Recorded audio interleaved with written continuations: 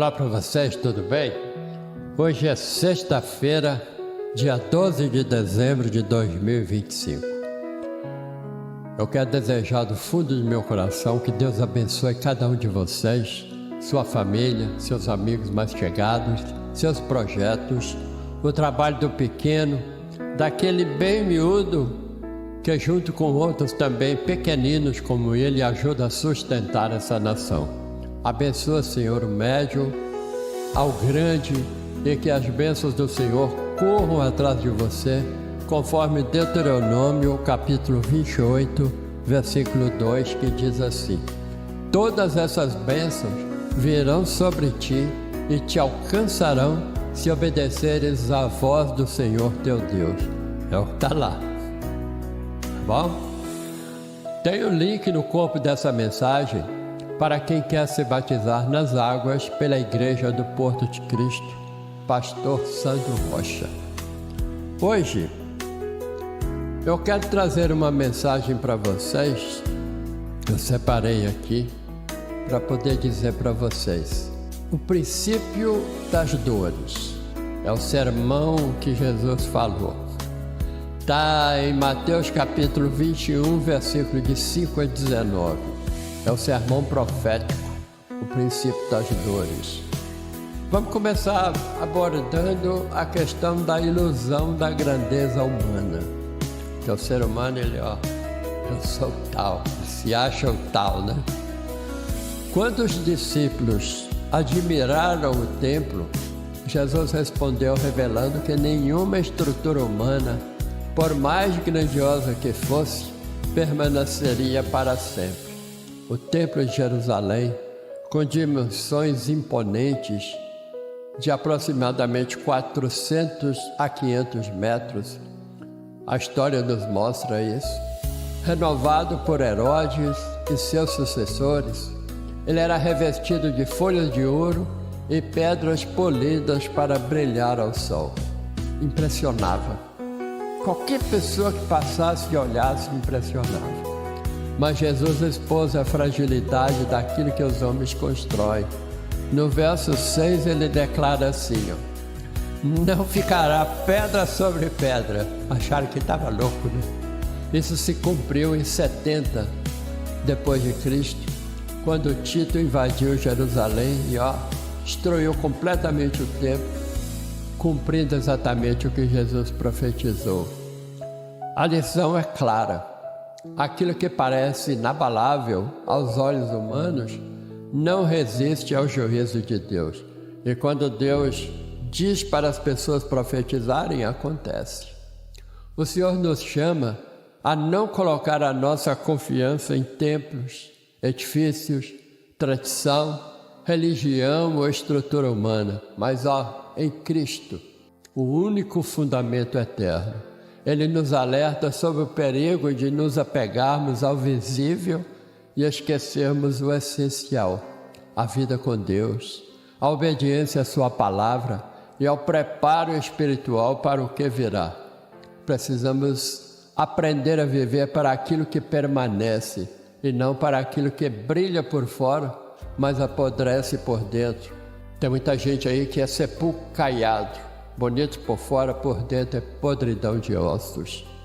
Jesus nos lembra então que a eternidade é mais real do que aquilo que enxergamos. Vamos falar de enganos, sinais e o orgulho humano. A partir do verso 8, Jesus nos conduz ao campo do discernimento espiritual. Antes de sua volta, ele diz que surgiriam falsos mestres, falsos cristos, doutrinas distorcidas, e tudo isso já está acontecendo. Guerras, rumores de guerras, nação contra nação, reino contra reino, terremotos, fomes, pestes e sinais assustadores nos céus. Você encontra isso lendo o versículo 10 e 11. Estamos vendo tudo isso com nossos próprios olhos. Conflitos globais, terremotos frequentes, doenças inesperadas e até fenômenos celestes que a ciência não explica totalmente. Mas Jesus diz que tudo isso é o princípio das dores, não é o fim. É o início de um processo em que Deus trabalha nos corações, quebrando o orgulho que impede muitos de se achegarem à salvação. Muitos só serão alcançados por Deus através da dor, porque enquanto o Espírito Santo não quebrar o orgulho da pessoa, ela não entra no reino de Deus. E ao mesmo tempo, testemunhamos o mover de Deus em lugares que chamamos aqui de improváveis. No Irã, por exemplo, eu lembrei de colocar aqui, mais de 1 milhão de pessoas se convertendo, mesquitas fechando, pessoas tendo sonhos onde Jesus lhes aparece. Deus está agindo, aonde a gente menos esperava. E a pergunta é, e você? Está discernindo o tempo ou está dormindo espiritualmente? Eu vou dormir aqui, na hora que tiver muito ruim, aí eu acordo. Vamos falar de testemunho? Testemunho em meio à perseguição. No versículo 12 até o versículo 15, Jesus fala sobre isso. Antes de tudo isso acontecer, seus discípulos seriam levados diante de autoridades, julgados, acusados. E isso, segundo Jesus, seria uma oportunidade de testemunho. Ele prometeu: eu lhes darei boca e sabedoria que nenhum dos seus adversários poderá contradizer. Essa promessa também é atual.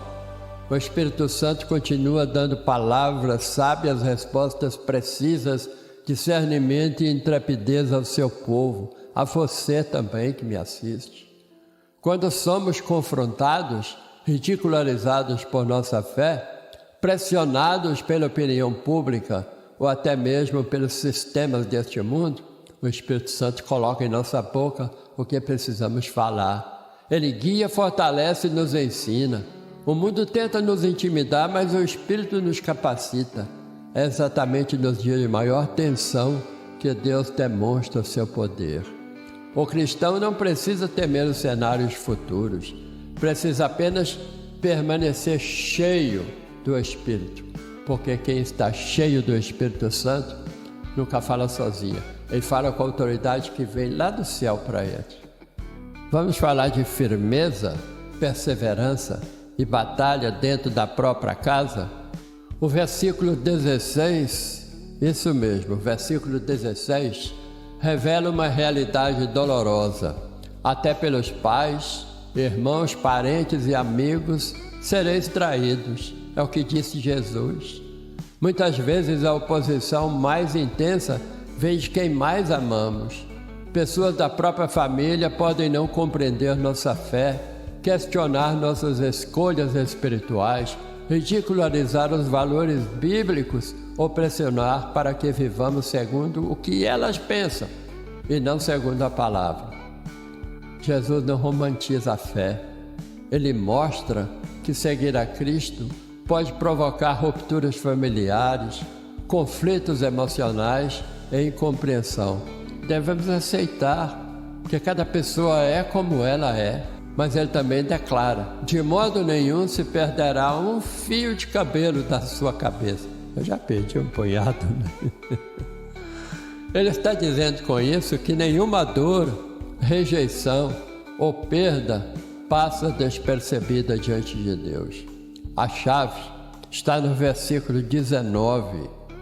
É pela perseverança que vocês obterão a vida. É continuar firme, é perseverar. Perseverar não é apenas resistir, é continuar firme, obedecendo, confiando, orando, esperando e não negando a fé. O sermão profético de Jesus termina com uma promessa: quem perseverar até o fim será salvo, porque não tem ninguém salvo, é só aquele que perseverar até o fim. Essa é a esperança que sustenta o cristão nesses tempos de dor. Eu quero fazer uma oração aqui final com vocês. Ore comigo. Senhor nosso Deus e Pai, ao meditarmos nesse sermão profético, princípio das dores, entendemos que os tempos são sérios e exigem vigilância, fé e muita coragem. Dá-nos discernimento para não sermos enganados, força para enfrentar perseguições e sabedoria que vem do alto, Senhor, para testemunhar com ousadia. Que o Espírito Santo quebre o nosso orgulho e alinhe em nosso coração a Tua vontade, Senhor. Guarda-nos em meio aos conflitos, fortalece-nos nas provações, sustenta-nos, Senhor, para sermos perseverantes, guiados por Ti. E a grande pergunta que fazemos é essa: qual a conclusão que tiramos lendo esse texto? A conclusão é que precisamos estar preparados, firmes na fé, atentos ao mover de Deus, porque tudo aponta para a volta gloriosa de Jesus. Amém? Eu quero deixar aqui a minha oração também final, para que Jesus abençoe você que está aqui me assistindo e a todos que vão entrar depois, e que essa mensagem alcance cada um de vocês e através de cada um de vocês, seus filhos, colegas, amigos, esse pessoal todo que faz parte do seu relacionamento. Até o próximo vídeo. Tchau!